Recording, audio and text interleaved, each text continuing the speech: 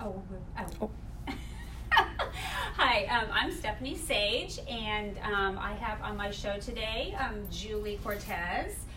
She is known as the Copy Diva or the Freelance Rockstar. I love those. Those are power words. Thank you. Yeah. And I checked out your website. I was really impressed. I love the hashtags that you use. I've seen that on your other social media. It's hashtag be bold, hashtag be badass. Yes. And you gotta love that. I love the attitude. It's all about getting out there and promoting people. Yes. And telling the world about them. So I checked out your website, but tell our audience a little more about what you do as the Copy Diva and Freelance Rockstar. Sure, absolutely. So I started out my career in advertising and marketing, and I've worked on the agency and corporate side both. And then I lost my job, like many freelancers, and just decided, you know what, I'm going to give this freelance thing a try. So when I say freelance, I mean being self-employed, running your own business. And so I launched my own business as the Copy Diva. Okay. So a lot of people don't understand what copy is in this context. It's essentially advertising and marketing words. Okay. I'm writing promotional materials, whether it's websites or brochures or TV spots, what have you. Okay. And so I've kind of picked up the moniker Copy Diva throughout the years. Okay. And I work with ad agencies and design shops and large corporations and small businesses and help them, just find their voice and use it for good to promote their products or services. Okay. So that's where Copy Diva came from. Okay. And about 5 years into my career, I was like, I'm missing out on something. I went to school to learn how to be a copywriter, but I did not take business classes. Yeah. And surely many of my other counterparts were in the same boat. Those of us in advertising and marketing typically took classes to be creative, such as journalism classes or graphic design classes or photography, and our majors didn't require business classes. Right. So many of us, we never expected we were going to be out on our own, and here we are, either by choice or by default, and we're like, oh, how do you run a business? And it's very different for a creative soul, a creative mind, than it is, for somebody who's in business. And so I was like, you know what, there's an idea here. And so that's how I kind of launched this campaign, if you will, of we need more education for freelancers. Oh, wow, I never thought of it. That's awesome. Yeah. So today, just in a nutshell, I'm the founder of the Freelance Exchange, and I'm sure we'll talk about that in a little bit. I teach as an adjunct professor at the Kansas City Art Institute. I created my own course, Freelancing 101. Wow. Okay. For business then? Or just Freelancing 101? It's Freelancing 101. Oh, okay. So I'm teaching young artists how to run their own businesses once they get out there on their own. Like you to hear about doctors traditionally aren't, well, I shouldn't say they aren't good business people, but they're into their medicine and what they do, and same concept. Exactly. Yeah. We aren't trained. I feel like every major, in college should now have some sort of basic business classes be offered. So I'm doing all that, and then it was just kind of a natural extension to start coaching my fellow freelancers, as well as now doing more public speaking and getting paid for it. Okay, so, that's always the best part. And that's part of being in concept. business, getting paid for it. Because it's amazing to me, you come across even business owners, entrepreneurs who are afraid to collect their money. And at the end of the day, that's why you're in business, unless you're a charity, of course. But then you still have to collect your donations, etc. But you can't be afraid to. You got to have money to operate. Right. You got to be badass. You do. Be badass no matter what you're in. Right. No fear. And that's one of the things that I try and empower, whether it's my students or fellow club members or coaching clients. It's just you deserve to get paid. We have this concept called freelance isn't free, and it's not. Like, you are running a business, and even though. And they're paying for your ideas, your creativity that they can't come up with themselves. Exactly. And I realize art is very subjective, but figure that out before you get into it. Make sure you do your research and see the artist's talent up front. And make sure you know their talent and skill level and style. Make sure it's something that you like before you hire them. Exactly. Or fits your own personality or type of business. Because some businesses you can probably be a little more creative or crazy versus other industries where you have to be a little bit more I know, we've got a crazy map flying around in here. So if we went like this, we're not crazy. Yes, Speaking of crazy. Live TV, folks. You know. Exactly. But yeah, so you do have to fit the industry. You know, some Yes. industries are stricter than others. Yes. Yes, you know, and unfortunately, as self-employed folks, for whatever reason, some companies seem to think that they can take advantage of us, and I'm on this mission. No, you know, don't let the companies or the ad agencies do that. Like, there's some ad agencies out there who, in their contracts, say, well, we're not going to pay you until 30 days after we get paid by our client. I'm like, no, we are not financial lending institutions. You're going to pay when our invoices are due, which standard is 30 days.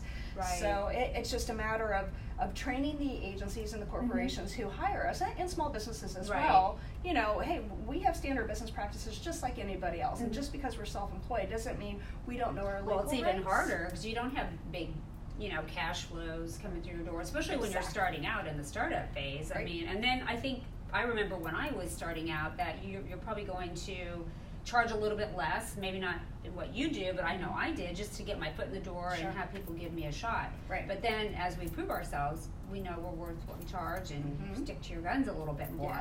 Yeah. And I know we ask for money up front sometimes on some projects, so I'm sure that in your industry you can do that as well. Yeah, we ask for a deposit for sure, and standard policy is either 50% up front, or some people will do milestone billing where it's a third up front, a third when the concept is approved, and then a third when the project's over. So either of those are standard business practice in our industry. Well, I think it's great that you're getting out there and you're filling a niche, more than one niche, which leads me into the Freelance Exchange. I went and checked that out. That looks really cool. So tell us a little bit more about the Freelance Exchange.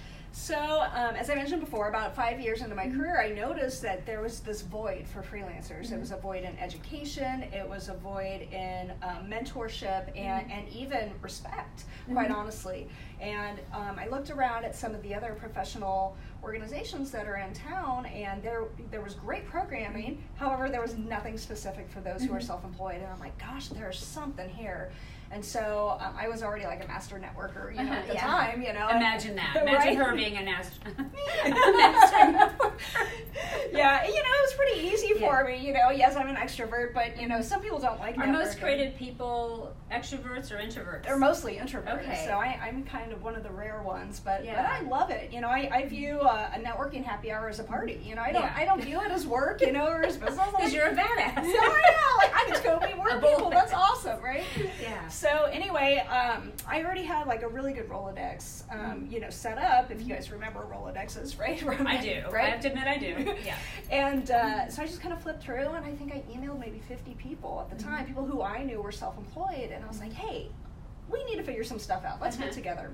And back in January of 2003, I had about 20 people show up out of those 50, and they were like, yeah, this is fantastic. We should have like a company holiday party, because we don't have companies, right? You know, and we should do these like monthly luncheons and have in experts, to come talk to us, like accountants and attorneys, and it's like a support group. Exactly, and let's teach each other what it is that we need to know. Let's mentor each other too. Wow, I've been doing this for 20 plus years, and I'm happy to mentor somebody who's first starting out. You can always learn something from somebody. Yeah. So why reinvent the wheel, right? Exactly. So the whole idea was built upon continuing education, and from there it just kind of grew into this beautiful community of self-employed people who are in advertising and marketing. So that's all creative types, designers, photographers, writers, but then additionally, even those who aren't your typical creatives but work in the creative industry, right? So web developers, PR people, social media people. Well, it's all about creating, though, no matter, whether it's the text behind the computer screen, which just boggles my mind, to the beautiful stuff that creative people do. Yeah. It's amazing. So that's what we do, and so we cater to those who are self-employed. That's our primary audience, but then we also cater to those who are looking for freelance talent. If say you needed, not that you do, but if you needed a new logo or or a new website, or maybe you want to do a video or a radio spot or whatever. Okay. But so it's a great resource for everybody. It's a great resource. Yeah. If you need help with your promotions, we're here to help. It's a free resource to the community. You can visit our website and look for talent. And then we also have this great event coming up that I'd love to invite you guys to. So it's called the Portfolio Showcase. We do this once a year, and it's coming up this Thursday, September 12th. at the Johnson County Arts and Heritage Center.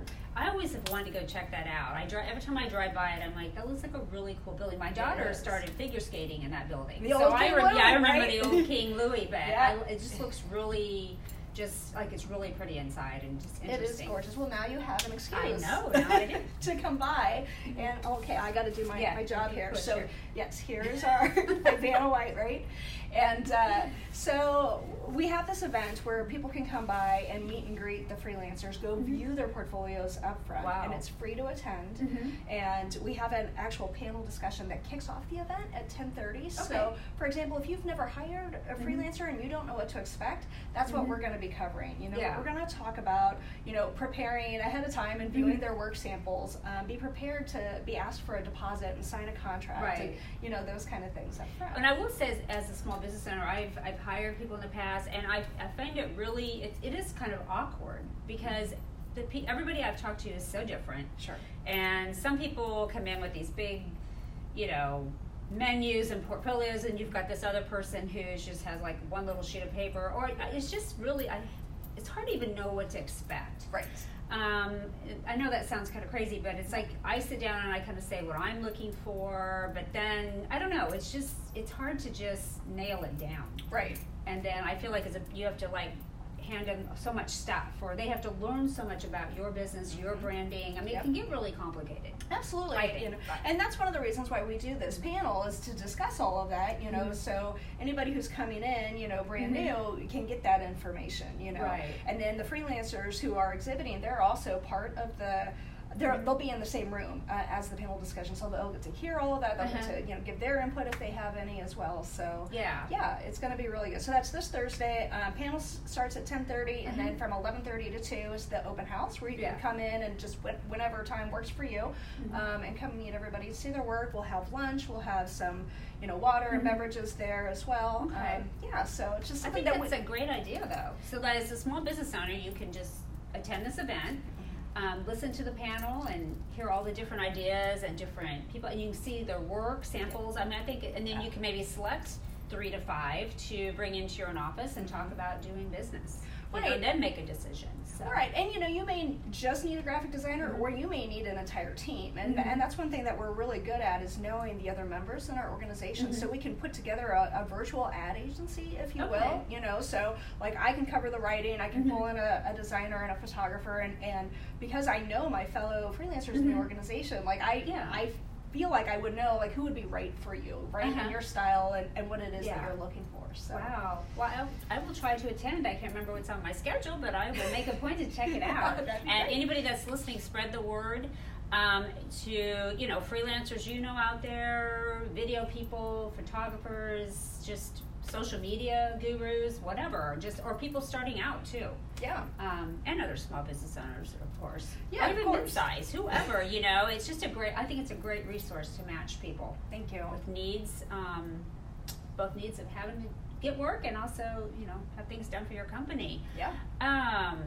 So let's see. Do you have any mentors that have helped you along the way? I mean, where did you go to school to, what was your background? Did you always love creating? Have you always been creative? Or that's an excellent question. When I was really young, I remember, I was the kid who would record the Super Bowl, but I hated football. Yeah. So I would just record it so I could fast forward to get to the commercials, because, those were the best commercials of the year, and I loved that, or flipping through magazines. I would tear out really good ads and put them on my wall. I didn't have cute boys on my walls. I had good ads on my walls. Yes, that was the kind of nerd I was. That's not being a nerd. That's just seeing you appreciate creativity. And I knew early on, that I wanted to do it, and so I went to KU and I got my degree in journalism with an emphasis in advertising. And at the time, I knew I wanted to be on the creative side, but I didn't realize that you had to choose between design or writing. And it was, it was at my first internship that was kind of smacked in my face, and I was like, oh. So why do you have to choose? Because it all blends together, doesn't it? Well, it does, but typically you're better at one than the other, and the jobs that were out there, at least at the time. Now, granted, this is 20 some odd years ago, but you had to choose. You know, today I think it's a little bit different. I think there is a little bit more blending of it, but back then you had to choose design or writing. And I was like, well, I've always been really good at writing. I've actually been trained now in writing with a degree in journalism and not a degree in graphic design. I'm like, well, that just makes sense. So yeah, I got my degree and had 2 excellent internships, and then got out of school, could not find a job. And, you know, I always thought I was going to be some awesome, you know, creative director, you know, in Chicago at one of the big agencies. New York City, LA. Yeah, but, you know, life just didn't work out that way. Now, granted, back then, we were coming off... Was the economy just really bad at the time? Or was it just changes going on in the industry, or what? Well, you know, we're in a very competitive field. So you've got that going on, but then there was also... the female factor. Well, yeah. And I was not informed of this. I don't know anything about that. Yeah, I was not informed of this until later on. And of course, I'm trying to get a job. I'm walking around creative departments interviewing, and there's no females there, right? You know, or maybe there were 1 or 2, but no females in upper management or creative directors or whatever. Somebody actually told me a few years back, a now former creative director at one of the big agencies, he said to me, he said, you know, Julie, I never thought of it, but it was a subconscious thing, that I wouldn't hire a young female because I would just look at her and think, well, why should I hire you? What do you know? Yeah, you're just going to run off and get married and have kids. And I'm like, that's not my plan. Would you like to ask me about it, right? Yeah. So it was really... Or just don't assume that. Don't assume, right? Yeah. So I ended up on the corporate side of things, and finally got my big break, moved over to an agency side, and then you know, like a lot of people in the advertising business, I lost my job, and I just decided, you know. So does it usually happen like they lose a big account, or is that usually what happens? Well, I mean, that's so foreign to me, but you kind of get the impression that it's just that kind of industry that is just so up and down, just from talking to people. It's totally up and down, and if you want to get ahead, you got to move around, you know, and there's a lot of the egos in the business as well, so there's a lot of things to contend with, so it's no doubt that probably everybody in the industry will end up freelancing at some point, whether it's full-time or even moonlighting on the side to try and make some extra money. But once that happened, I was like, you know what, screw it. I'm going to go see if I can do this on my own. You know, I'm going to be their competition someday. There. But again, you know, life throws you curveballs, and quite honestly, I'm nowhere where I thought I would be, but I'm everywhere where I'm supposed to be. Right, exactly. You know, I have found my joy, I have found my passion in helping others, you know, run their businesses and helping them succeed, helping them learn from my mistakes, you know, and but still doing what you love. Still doing what I love. Yeah, I'm still writing, but now, you know, I'm teaching at the Art Institute and running the Freelance Exchange and hoping to take that national, you know, and now coaching and speaking, and I found the fire that lit me. You know? Exactly. So I'm living out my passion. Yeah, well, you just never know where life's going to take you, and sometimes, you know, when unfortunate things happen, like I didn't lose my job, but the mortgage industry went, bleh, you know, and the downturn of the economy in 2008 and 9 ended up selling high interest title loans, and I'm like making a third of the money. I was like, oh Lord. So that, you know, but that inspired me to start my own business. Yeah. So here I am. And now I'm like, I wouldn't change it. Now you're rocking it, right? Yeah, we're rocking it. Yeah, I'm a rock star too. Yeah, you are. But it's just funny. I think it's a lot of it's your attitude. You know, and you just think of other ways to be successful and do what you love. Yeah. You know, what more could you ask for, right? Yeah, absolutely. Yeah, I love it. You know, I hope other people love it, you know, and if I can empower them or encourage them, if I can train them, you know, with the different idiosyncrasies that they need to know about how to be successful and run a business, then, you know, by all means. So she's found 2 niches. It's helping creatives that aren't you know, business people probably by their innate nature, right? And then also helping, you know, self-employed people, small businesses, just grow their own businesses through their creative marketing, digital marketing. I mean, I'm sure you've seen huge changes since you got into it with the digital. Yep. I mean, I know when we started in business in 2010, I mean, I wasn't even on Facebook yet. Yeah. I mean, it was all pretty new. It was very different back then. Yeah. And that's probably really rocked the advertising world. Well, and even more so, you know, we're now in this thing called a gig economy. So more and more businesses are having trouble hiring full-time talent because everybody wants to be a gig worker. Everybody wants to freelance and be their own boss. And flexibility and why not if you can? You know, if you can figure it out, you know, you can work with who you want, on what you want, you can wear what you want, you know, work whenever you want. So there's so many awesome pros to be said for it. And but now I'm having ad agencies call me going, Julie, I don't know what to do. You know, nobody wants to work full time for me anymore. And I was like, it's time to embrace this outsourcing business model. You know, let me help you guide the way. Yeah, because they can turn to that too if they have their own agency, but it helps them too. They may not have to provide benefits, right? And just manage people. Yep. That's a whole another thing in itself. Like we've gone from me and a van to a few employees. Now we've got 13. So and that changes what your responsibilities as a business owner. It's a lot. It is a lot, So, as freelancers, we don't have the overhead. So if they want to take one full-time position and maybe divvy it up into 2 or 3 different part-time contract positions, why not? Exactly. I think it's a win-win for everybody involved. I think so too. And I want to know, obviously purple is your favorite color. It's one of my favorite colors. So why purple? Why not? Yeah, why not? Well, that's true. But has it always been your favorite color, or do you have a certain feeling about that color, or just does it inspire you? Or yeah, it inspires me. I feel like it's creative, it's different. I think there's some psychology behind it that it means wealth. So hopefully, I like that word, right? That's why I like that color. Yeah, so purple's kind of always been part of my branding. And as I've expanded my services to include more of the Freelance Rockstar and the Freelance Exchange, I had to incorporate the pink as well. So so you'll see, it is kind of a rock star color. Yeah, the freelance, it's a hot pink, as well, and so I love it. Yeah, so vibrant. So very cool. Have you had a mentor that's helped you along the way that you can think of, or? I'm kind of a self-made entrepreneur, quite honestly. Sure, there have been a few people, who have inspired me, but nobody really who has sat down and been like, this is the way you do it. This is the exact way you got to do this. Yeah. Do you have a favorite quote or book or something? I will say, there's a person who has inspired me, and it's this celebrity who is no longer with us, but Thomas Edison, quite honestly. When I was really young, I did a project on him and learned all about, how he took, 100,000 times to create the light bulb. No, it's been a long time. I don't remember the report and what the actual numbers are, but I loved his tenacity and how he never gave up. Right, and I'm like, that's me. I need that, so So Thomas Edison inspired me. Who knew? I think a lot of success is tenacity, never giving up, and just sheer hard work and just a positive attitude. I was watching last night a thing on Mary Tyler Moore, and how she had diabetes, but she lived to age 80. But she was such a role model back in the day. It's probably before your day, but she was one of the first career women who had the courage to stand up to, was it Mr. Grant, the editor? She was a TV news anchor, and she just really paved the way for women being professional, and she always dressed all cool, but they said that was her thing. She was just strong-willed, perseverant, and never gave up, and had incredible success through the years. And that's so important, especially when you run your own business, or back when I first started out, right? If you were female, you've got to have this attitude and this motivation, and just keep going through, and don't let self-doubt get to you. Yeah.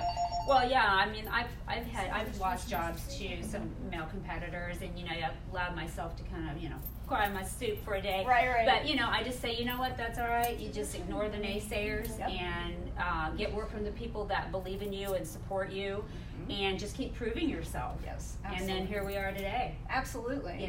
So it's just hard. You just have to have the right mindset that what, we lost that job, but there's another one right around the corner. Well, right. And I tell my fellow creatives and students especially, like I said before, advertising and arts in particular is so subjective. Some people are going to love your work, some people are going to hate your work, but that's okay. Yeah, that's okay. It's like go to an art fair. You don't go. Oh gosh, art is to me. I'm not. Yeah, see, I'm totally not the creative type.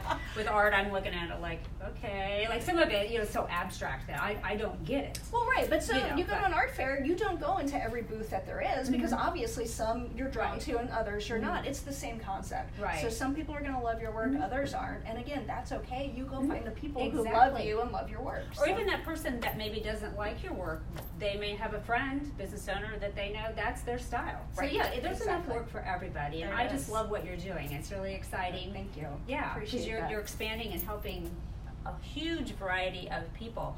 So how can people get in touch with you? So they can just show up on September 12th, this Thursday at 10:30. Yep.